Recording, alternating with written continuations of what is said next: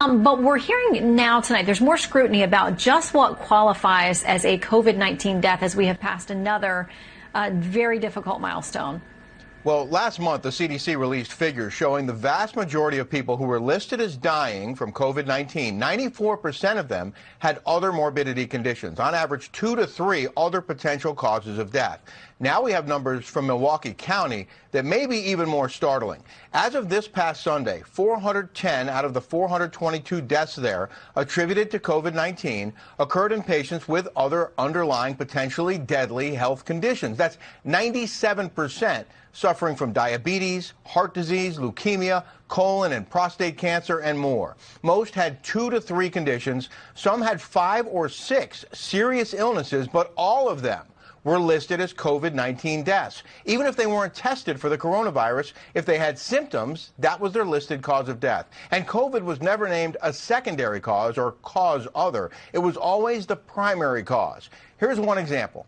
Cause A, coronavirus. Cause other, heart failure, diabetes, Parkinson's, cardiovascular disease, renal failure. Remember, that's one patient. But in Milwaukee, per the medical examiner, every person who dies with COVID-19 dies from COVID-19, no matter how sick they already were. Shannon? Rick, did you say people who weren't even tested for COVID-19 had that listed as their cause of death?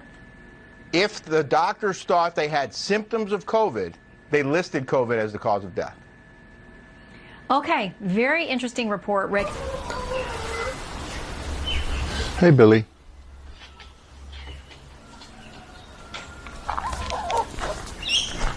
So there you have it, folks. 97% of the people, or 94% of the people the CDC claimed died of COVID didn't. And what did he say? In Minnesota, 97% of the people diagnosed as COVID deaths happened to be wrong.